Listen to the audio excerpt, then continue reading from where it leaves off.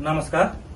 हामी Bharatiya Janata party Darjeeling hills शाखाबाट अहिले भर्खरै तपाईँलाई सागर पोखरेलज्यूले भने जस्तै हामी विभिन्न केन्द्रीय मन्त्रीय टोलीहरूलाई भेट्नको निम्ति र हाम्रा बहुप्रतीक्षित जो माग छ त्यो पेन्डिङ रहेकोले तर 24 को इलेक्सन नजिकै आएकोले गर्दाखेरि हामी दिल्लीमा छौं र अहिले म तपाईको बसेको छु श्री बागज्यूको अफिसमा। उहाँ सुप्रिम कोर्टका अधिवक्ता हुनुहुन्छ र धेरै पोलिटिकल पार्टीका उहाँ लिगल एडभाइजर पनि हुनुहुन्छ र हामीलाई पनि मार्गदर्शन उहाँले गर्नुहुँदैछ र उहाँलाई हामी एक दुई शब्द हाम्रो माग संवैधानिक विचार के कसो छ भनेर उहाँलाई हामी राख्नेछौँ।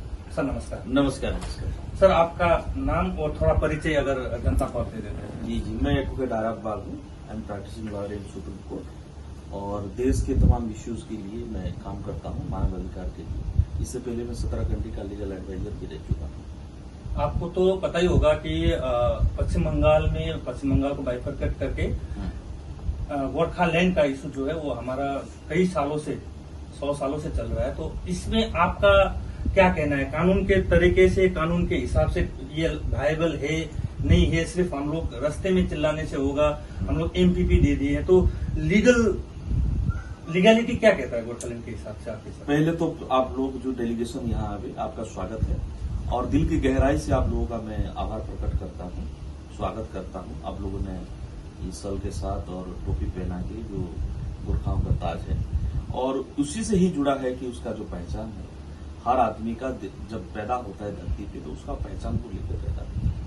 ये यूनिटी इन डायवर्सिटी वाला कंट्री है, ये सनातन संस्कृति बहुत आदिकाल से चल रहा है।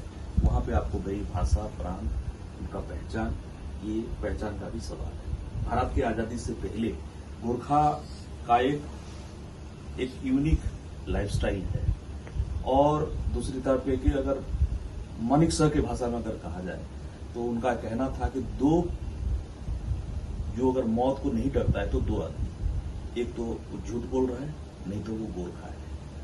और गोरखाओं का इस धरती, इस मिट्टी के लिए, मां भारती के लिए उनका अवदान, उनका त्याग, उनका समर्पण सबको पता है।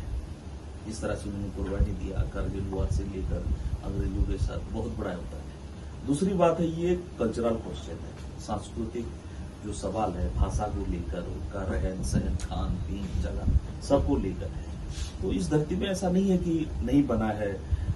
बाइफर्केशन करके तेलंगाना बना, उसके बाद बाइफर्केशन करके यहाँ पे गुजरात बना है, अभी रिसेंटली आपका उत्तराखंड बना है, तेलंगाना बन के फिर आपका झारखंड बना है।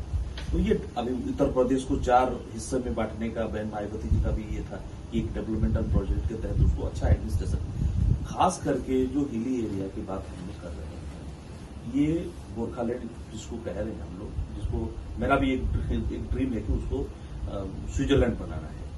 स्विट्जरलैंड वो तो खैर ममता दीदी का भी सपना था, लेकिन सपना ही रह रहा है। मैं उनके सपने के बारे में नहीं जाऊंगा, मुझे मेरे सपने के बारे में पता है क्योंकि मैं दोगला आदमी नहीं हूं। मैं वोट के लिए राजनीति नहीं करता हूं। किसके अस्मिता के साथ, किसके भाषा के साथ, किसके प्रांत के साथ, किसके पहचान के साथ मैं खिलवाड़ करना मुझे पसंद नहीं है। और सबसे इससे महत्वपूर्ण जो मैं जिस विषय के लिए मैं कह रहा था, जिस बात को मैं कह रहा था कि यहां पर गोरखाओं का अवदान है, संदिग्ध नहीं है। अगर यूनिटी एंड डाइवर्सिटी की बात हम कर रहे हैं इस देश में तो उसी के तहत एक पहचान बनता है, भाषा है। तो स्टेटहुड का जो एप्लीकेशन होता है, जिस आधार पे 1947 से लेकर जितने बैकवर्ड हुए, गोवा से लेकर और भी जो स्टेट बनी हुई है, वो सारे कंडीशन को गोरखालैंड फुलफिल कर रहा है। तो ये संवैधानिक जायज मांग है, कानूनी रूप से जायज मांग है, कोई नाजायज मांग नहीं है। तो आपको क्या लगता है कि इतने सालों से देश में सिर्फ गोरखा ही ऐसा क्यों फील कर रहे हैं कि वो उनके साथ अन्याय हो रहा है? भारत सरकार प्रधानमंत्री श्री नरेंद्र मोदी जी के नेतृत्व में बहुत आगे बढ़ रहा है, ठीक है, और वो ये भी दावा कर रहे हैं कि उनके अगले टर्म में इंडिया 3rd लार्जेस्ट इकोनॉमी भी बनेगा।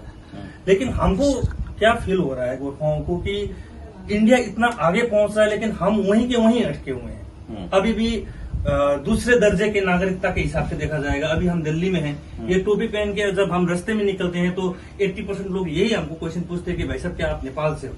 तो इसका आंसर हम लीगली कॉन्स्टिट्यूशनली कैसे दे सकते हैं कि ये टोपी हम पहन के जो चल रहे हैं ये हमारे दादा परदादाओं से चला आ रहा टोपी है और हम भारतीय हैं। ये टोपी पहन के हम भारतीय हैं, इसको फुलफिल करने का क्या हम कुछ नाजायज चीज मांग रहे हैं या क्या, हमको भी समझ में नहीं आ रहा है। इसको क्लियर कर चुका हूँ स्पष्ट सरल भाषा में कि ये संवैधानिक जायज मांग है।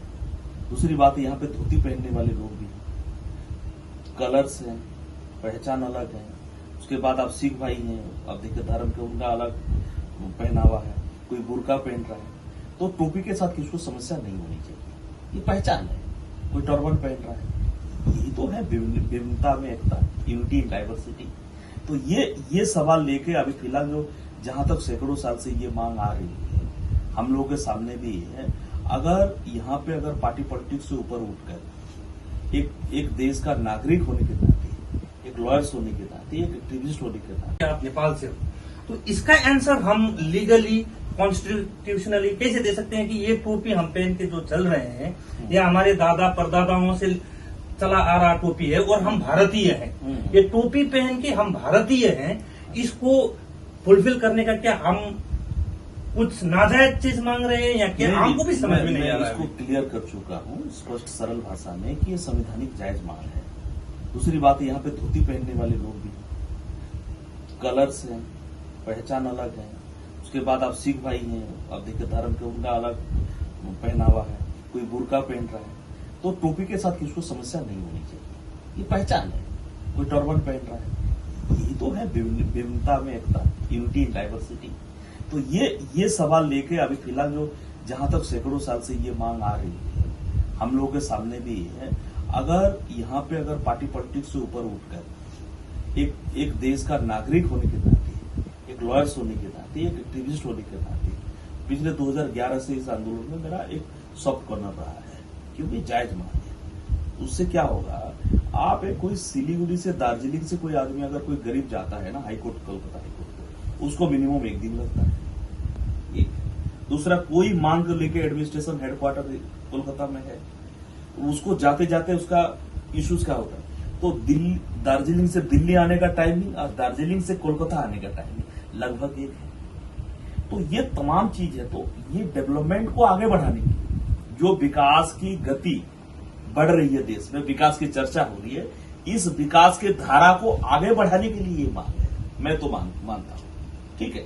और दूसरी बात है कि जो भाषा के आधार पे और जगह के आधार पे, प्रांत के आधार पे एक स्टेट होने का प्रबल वहां पे कंडीशन वगैरह फुलफिल कर रहा है गवर्नमेंट, तो उसको डिनाई नहीं करना चाहिए। और बहुत जल्दी आप इस आंदोलन को आगे बढ़ाने की जरूरत है और निस्वार्थ पर भाव से। अभी एक नारा हमने दिया था जिसको हमारे भाई ने उसको ये किया कि पहले माटी उसके बाद पार्टी। आप एक साथ दोनों चीज लेकर नहीं चल सकते। आपको ये करना पड़ेगा कि वी सपोर्ट गोरखालैंड। आप सब लोग, भारत के और दुनिया के जितने भी लोग हैं, जो लोग भी इस इश्यूज को, इस कॉज को, इस आंदोलन में सहभागिता देना चाहते हैं, मेरे जैसे और भी लोग, वो सपोर्ट करना है। I support Gorkhaland. We know, हम दोबारा वहां खून खराबा नहीं चाहते, हम शांति चाहते हैं, अमन चैन चाहते हैं, हम विकास चाहते हैं। दूसरा कोई मांग नहीं है, ये सिंपल सी बात है।